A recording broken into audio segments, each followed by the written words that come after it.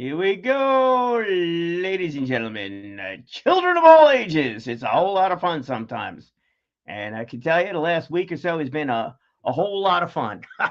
Definitely has been. Meaningful on a business side of things? Yeah, I tend to think so. Meaningful on a let's help the community kind of thing? Yeah, I think so. Yeah, absolutely. Absolutely. I just keep watching those emails come in and some of the messages through Facebook, LinkedIn, et cetera, Instagram. I don't know if that one flows through here on this one, but boy, oh boy, it's great.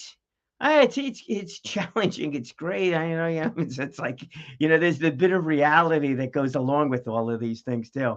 So as you know, or don't know, or will know, because whatever we do this thing like super live, is that I was not super live over the last couple of days. Why? Well, one of those days I thought I'd be able to use my phone in order to get in and then do the show live from a remote location, but I couldn't get the internet access. So that didn't really work out. Frustrating. Was I a little upset about that? Yeah, absolutely. Then again, maybe I was a little relieved I didn't have to do the show. It was mixed some emotions on that one. But I realize now that if I want to do this from another location, I got to work on that. Got to practice that. So again, another frustrating. Let's let's face reality on it. Frustrating learning experience yet again. The other day, I couldn't do it, just couldn't do it, and I ran out of time, just could not get the program. I was gonna play a recording. I knew I wasn't gonna be able to do it, just flat out knew. I had a meeting that went from, wait, hold on. Here we go, I got you. Had a meeting that I had to do. Is that better there, Earl? Yeah. Wait, I'll put a picture of your car up too. It'll really make you happy. What was I talking about? So I had a busy day job kind of thing. Had one of those meetings I just had to do, and just was not going to make it back, and that's where that one went. All right, so that that stuff kind of happens, but exciting stuff, yeah, without a doubt. So here's what happened over the last few days. And Errol, there it is. It had to do with this. Like, do you want to go to get a picture of your little baby girl to put up over there? Oh, you got that in the background. That's all fine. So hey, you'll appreciate this because both of them had to do with yeah, right there. Yeah, and you know what? I think I got to update this shirt too. So it's Long Island Garza drag strip, temporary approval. That's pretty interesting. So I do the PR media for the I'm sorry, for Racetrack Nut Street, not for them. I'm an integral part. I've been told, and I verified that I could use that. I've been told I'm an integral part of, of Long Island needs a drag strip. Why is that? Well, because Peter Crouch, who does Crash Course Radio on LI News Radio 103.9, invited us on. So last week, well, last day he was on, it was the week prior, he ends the show with, he's talking to Brian Cohen about having him on the show, and he did, but I didn't give him a definite because there was a few other things to kind of coordinate with that, like who I was going to come on with. And there it was. So I was like, okay, we're on. So last week, or actually, yeah, actually this week, I was on the show. Shows you what's going on, man. I'm losing track of time here. But anyhow, so we was on the show, with him, and fantastic. And the two guys that joined me were just absolutely terrific. Had David Malkotz was on there. He's the associate dean of Suffolk Community College Automotive Program. Yeah, here it comes, Errol. Stay tuned. And then also John Lacasia. John is he's, he's a technology teacher at Oceanside High School. One of the many technology teachers in our high school system that are doing phenomenal things. John is very humble. Made sure that he mentioned the rest of the team over there, but also wants you to know, that it's a group effort, and you gotta love that whole thing. And you know what? David is going to say the same kind of thing when it comes to the school, when it comes to Suffolk Community College. It is a group effort. I had the opportunity to visit the building that they are in. This is on the Selden campus, and it is phenomenal. So all those big auto companies that you see if you go into Smithtown or many of the areas where all those dealerships are all lined up, many of them, most of them maybe, all represented at that school. And I mean represented at that school. So just like you would have a classroom, well, there's a couple of classrooms, but also there are a couple of garages. They've got the bays for these dealerships that are there. And the students that are there are earning certifications to go in and do the work, repair work, maintenance work, on these cars by the dealers. And they got cars that have been donated by these automobile companies. Phenomenal stuff.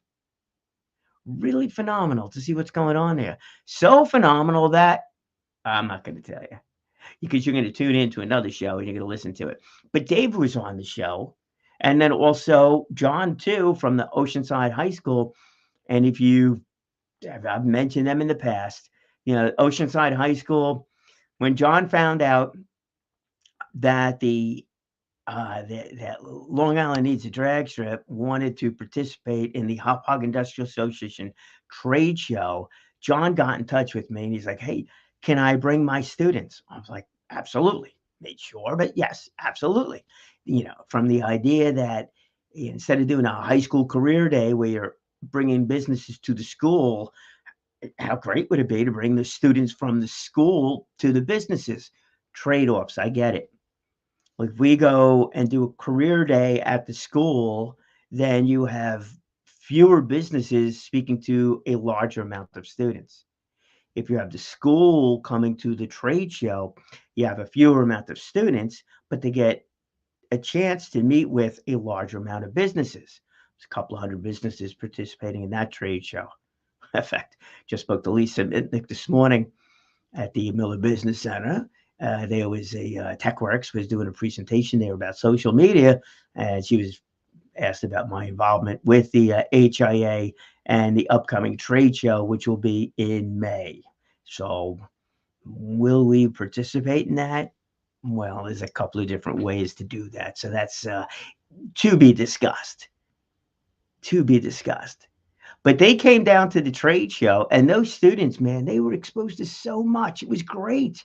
And it wasn't just the auto industry. It was about manufacturing, aerospace, auto, and any of these industries where the technology was involved, including a company like TechWorks and things like that. Actually, including any company, because any company needs that IT department to go and do it.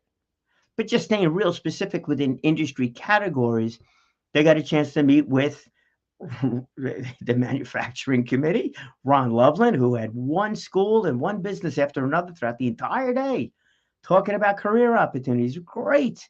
Ron does a fantastic job with that thing. Ron's also been on LI News radio programs. Very happy to say. I love supporting his effort, where I can, on that one. And it definitely takes a team. It definitely takes a group of people to make this thing happen. So many people involved, in that. So John's focus on that show, and I'm going to get the recording of that one. John's focus on that show is to talk about how he works with the students for them they built a boat and they built a car with limited resources too, because they don't have all the resources that one would have in a full-blown garage, yet he was able to put a rat rod together. And he started explaining where all the different pieces of this rat rod, of this homegrown car came from. It was amazing. I think he also had many of the manufacturing companies involved in it too, in some of the older vehicles that were then put together. And he had a lot of companies that were kind enough to donate different parts, including the engine, to that effort. So John not only inspired those students to go and see different things, but he also gave them an opportunity to work on different things. And there was so many different parts of the car, of the production of that car, that I got me thinking about all of those things, that goes into it. Like how many different careers could come out of that? I mean, here's what I mean. Somebody had to install the engine and do the alignment with the tires and do the welding and do the electric and manage the project. Hmm. And then also the paint, the design of the paint, or in their case, they decided to keep that rust colored look. Still had to put a coating of paint over the top of it, or a shellac, I think they used over the top of it. And then they did a car show. They did a car show, and it was incredibly successful. I made the trip to get down there, and it was great because somebody had to coordinate the car show, who was attending, who was not attending, get the cars lined up properly, and there was quite a few, even a boat there. And then also there was food truck. Somebody had to do all the rest of that stuff, and then also coordinate whatever was needed with the school permissions. That's event planning, is it not? Hmm. So many different things. I wonder the next time he has a car show, or in 5 years from now, or 10 years from now, what those students will say about this event. Because I did get a chance to speak to some of the alumni of Oceanside High School that showed up with their cars that they'd been restoring for one guy's been restoring that car forever. And I asked him about it. He's like, he went to the school, was in the auto program, and it just was great for him. It got him a job, but then it built upon a career. And then he also went to to the standpoint is that he was going to buy a house one day where he had a 6-car garage. Let me tell you, a 6-car garage on Long Island is a big garage, especially in your private residence. That's big stuff. So I wonder what these students would be. But here's where the thinking came with that one. And yeah, every once in a while I do a little bit of thinking. Is like, are those skills transferable into these other industries? So I called up one of the aerospace companies and I asked that question, and the answer was yes. Did we get a chance to get all of this out on that program? The response on that one is no, not all of it. We had 3 of us on there, plus Peter Crouch, who was who was hosting the show with the Collision Auto Services, Auto Network, and we touched on a lot. We didn't touch on everything. There's so much more of a story to be told. And I'm very happy to say that on February 25th, I was looking for the answer there. On February 25th, yeah, I still haven't put out did notes on these things. February 25th on Radio Jobline, that's Scott Possession's show, that the president of Suffolk Community College, Dr. Bonneview, will be on that show. Believe his focus on this thing is going to be discuss the overall efforts of the community college, of Suffolk Community College, with the various work certification programs. Yes, work certification programs. We're not just talking about degrees, we're talking about qualifications to go immediately, or just about immediately, into careers at so many different places. So many different places. So he'll be discussing that. David Malkotz will be joining them again. He's going to be focusing on the automotive program and what they're doing there, including those certification programs inside the school and the growth of the school. Yeah, the growth of that school. Hey, I'm an alumni. I'm a supporter. I got the tag here someplace, but yeah, I think I got the sticker too. It's somewhere.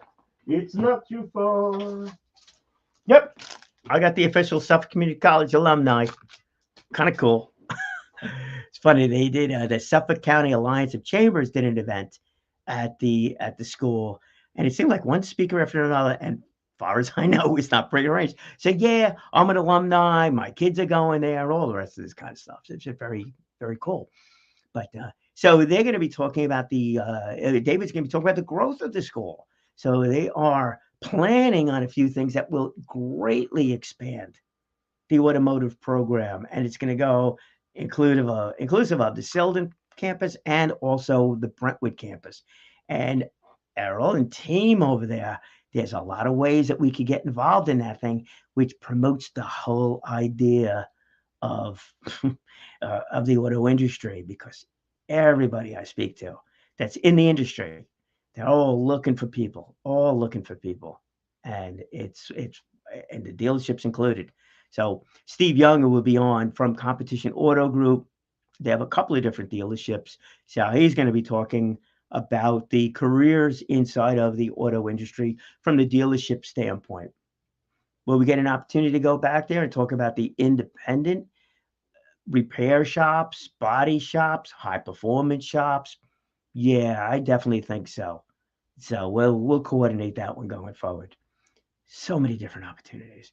My big thing on this thing has been, will be, and continues to be, the workforce development side of it. As I showed in the beginning there, I am a board member of the EC&Y Foundation, Executive Consultants of New York. Our website is Career Map LI. If you want to go there, you can see different industry segments. And I found that through Long Island Needs a Drag Strip and Racetrack Not Street, that it can be a tremendous catalyst for all of these different careers. Look, here's what happens at Racetrack Not Street, right? Long Island Needs Drag Strip, it's not synonymous, but the two of them definitely go hand in hand. So the racing has been taking place over Calverton. All right. Okay, Donna, there we go. Yeah. Yeah, we need to. So I'm sorry over here. So, wait, I'll post this one up.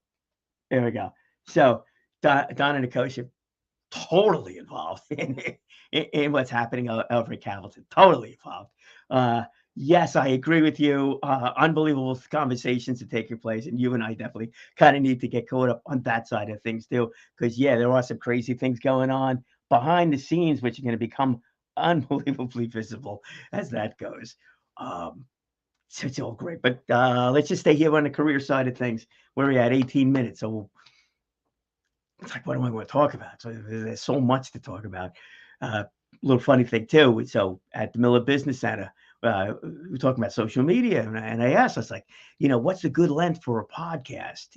When it comes to either social media, the SEO side of things, or it comes to the marketing things. It all depends. And she had mentioned, well, there are some shows you listen to go for 2 hours. Gains a lot from. Others, an hour. It's better than reading the book, listening to it. Some, if it's marketing, should be shorter. All the rest of that kind of stuff. Take the half hour. So be it. But on the career aspect of it, here's what happened. And here's the thing. And this is one of my thoughts. And I think I wrote it down too, because there was a question about this whole idea. If there was a permanent facility, look, I hope it's at Calverton, but if there was a permanent facility, think about the internship programs that could be offered here too. Because go back to that car show, all right? And what is going on a drag racing event? It's basically, I see this thing as like a rolling car show, right? I mean, so you've got the track operators, right? And many of them, just unbelievable crowd, and a number of them are being highlighted. Part of the Long Island Needs a Drag Strip folks. And these are not just people that have an interest in drag racing. These people that do it. They just flat out do it. They get it. They understand it. There's a lot of stuff that they do when it comes to track preparation, the safety side of it, that just has to be done by them. Has to be done by them. Can they train people? Absolutely. But internship with doing that aspect of it, mm, that takes time. But what about the rest of it? What about the rest? What happens out there?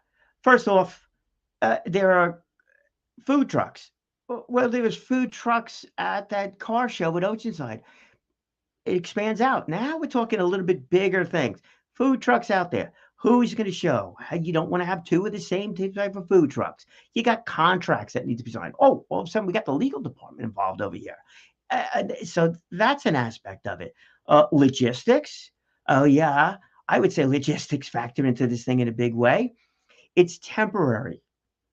It's temporary thing. So what happens here? The racing this year, as noted so far, at least, it's from August. It starts August. We'll go to a racetrack, not street, to get the dates, but it goes from August to October, right?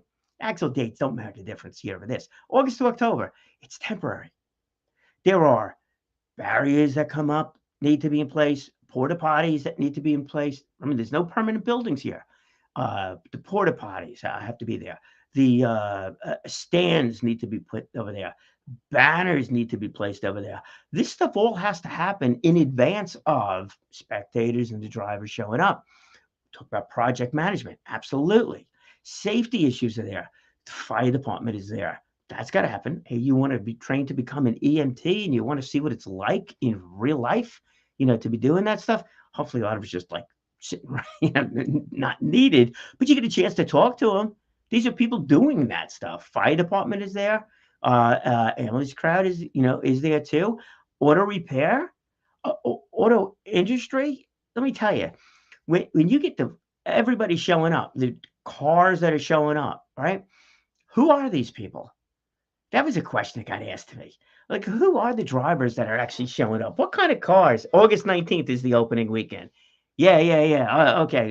So we'll get that. All right. I'll go there. August 19th is the opening weekend for Racetrack Not Street. For the Long Island Needs a Drag Strip crowd, that's going to be April 4th at the at Mount Carmel in Patchogue, the Church of Mount Carmel, Patchogue.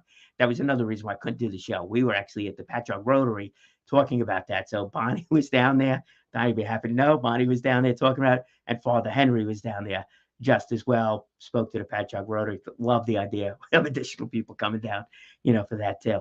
We'll post all the rest of that stuff. So that's good. Hopefully the weather's good. We need an official weatherman. I got a guy. But project management comes on. The folks that are showing up. Who are the people? It's like Sesame Street. Who are the people in your neighborhood? What an unbelievable variety. Oh, by the way, all those cars need to be parked someplace. Spectator parking is one thing. Then there's also the pit area. Another thing, has to be well coordinated, has to be well spread out, has to have enough room for these cars for them to be prepared for racing, to come back, sometimes cooling off the engines there a little bit, and then also getting ready to go into the staging lanes. I can now use that word, staging lanes. All that needs to be clear, all that needs to be properly set up, all that needs to be coordinated.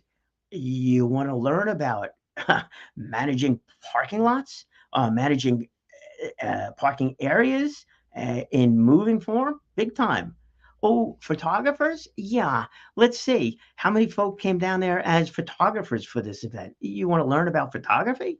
You want to practice taking photos? Absolutely. There's so many different aspects of this.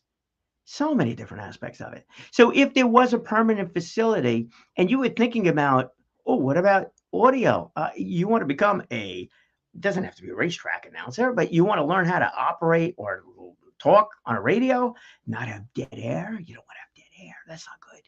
You could pause, but you can't pause for too long. It's not like giving a live presentation. You want to explain what's going on with having some of the information quickly, others not. You want to talk about what it's like to entertain on radio or on a speaker there? Maybe we'll do this on radio this year. Who knows? That stuff is there. Video, everything is there.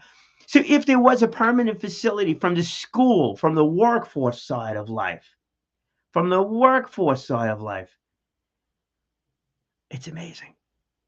But if it's temporary, it's tough to coordinate internships. So it's tough to coordinate with the teachers that are over at the school. Permanent facility. Man, that could be something else. Could it not? Absolutely. The workforce side of it. Want to go into auto, anything auto? I mean, and I'm talking about anything auto. Some of those cars. Let's go with the who's showing up. Well, let's see. I think the youngest driver was 7 when I first met him, Jason. 7 years old. He's now a little older. I think he's 8. Oh yeah, he's got a driver's license, not street. No, it's a little too young for that. But he and many others in that young category have been earning their NHRA. Yeah, this is an NHRA sanctioned event. Earning their NHRA licenses for this thing. So those drivers could be 7 years old, 8 years old. I like using 8 because let's use the word. Let's use the age of 8. Okay. Good was a little bit younger. So you might have a driver there that's as young as 8 driving a junior dragster. And darn it, man, if I actually prepared for this, I would have shown you a photo. But they're up on my Facebook page, and they're up on the Long Island Needs a Dragster Facebook page, and also Racetrack Nut Street. But who else might you see? What about some gentleman showing up with a dragster, like a full-size dragster? Had mufflers. All these cars have mufflers. He's in his 80s. And his pit crew, I think they all were in their 80s. What a sight that was. And you know what was better than watching that dragster go down the track? Was seeing him on the return lane with the biggest smile I've ever seen. Ever. Phenomenal. Just really was phenomenal. Now, Jason, not to take anything away from Jason, because Jason decided to show up one day, and he had a phenomenal day. He brought his school with him. And he said, well, these kids are showing up over there. So Jason's on the return lane. After they go down the track, they come back in the return lane. He's sitting on top of his dragster. He's got the wave going on, and he's got his schoolmates behind him. I am not a good photographer, my friends, but that is probably the coolest photo in the world that I ever took. You know, of course, some of the other photographers got better photos, higher quality, all the rest of that stuff. But my world, man, that was great. Kids showing up. Oh yeah, and there is the obligatory ice cream truck. Let's not forget that. Kids showing up at these things. Now the in-between side of it, got a lot of cars coming out of the showrooms, just coming out there and seeing what their car could do, seeing what they could do. Boy, it'd be interesting to have a little bit more of a learning school, driving school involved in that one. Just a thought. Just a thought. Keep that thought. Might have more on that one. But or at least get the message out with that. Let's put it that way. But, you know, a lot of cars are out there from the dealerships. They're owned by individuals, but they cars coming straight from these different dealerships. Got to get respect for those cars, right? And then you have a lot of cars that are homegrown. There was a gentleman I spoke to.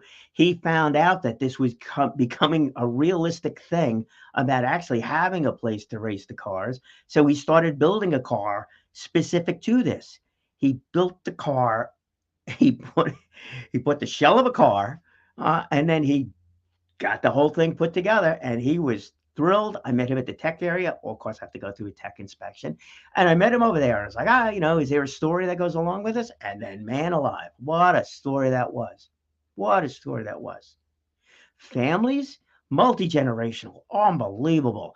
We even, I mean, you got the kids that are out there, but we're talking multi-generation of drivers, multi-generation of cars, a car that has been driven through one generation after another. Oh, I only got a minute left. Boy, would I love to tell you stories about that one. Maybe I will get some of these photos. But there was cars that raced at Islip Speedway on the drag strip at Islip Speedway. If you're under 40, you don't even know what the heck Islip Speedway was. Islip, Freeport Speedway, all these things closed years and years and years ago. They don't exist anymore. This car was kept in shape or refurbished, whatever, you know, to to race over there. Fantastic. There was another car that went from different generations. They're out there racing the car. And then the multi generation of racers inside of families, too. Phenomenal. So, is this a career event? Yeah, it could be. Is this a family event? Could be. And it was even at the Grumman facility. And Grumman was very big on having family picnics out there for the workers, and their families. So it's workforce, it's a family event, and it's darn man, it's a whole lot of fun. And that's coming from a guy that is been exposed to this thing for 4 years. Other than that, I did the Run with Your Brung at Freeport Speedway in 1980 or one, I think it was. It was 81, 80, yeah, 80 or 81. That's my experience. Went around the track in a 1974 Capri. Darn, I wish I kept that car, but wasn't even the thought process. 4 years ago, this whole thing became back in the thought process. I was asked by JVC Broadcasting 1039 to host a panel discussion. I picked it on MacArthur Airport, Ronkonkoma Hub, and this idea of Long Island needs a drag strip. The report says that it could be a big boost to the economy if there is one. Maybe there is. Your support, yeah, it definitely is. All right, let me just see what we got going on here. So, first car show, April 4th, that is at the Mount Carmel Church in Patchogue. And again, details on that one. August 19th is going to be opening weekend at Racetrack Knott Street. That's Calverton. You want to go to Racetrack Knott Street website for all details. Sponsorships are available too. Donna would be the one on that one. And Donna, I got to talk to you about that. Different price ranges and stuff like that. And I will show up at the camera. We'd love to help promote, some of the sponsors that are participating in this and some of the other things that I do as well. And very happy to see that post over there, Eagle Chevrolet, coming back again. They were absolutely terrific. Love chatting about them when I was on the microphone.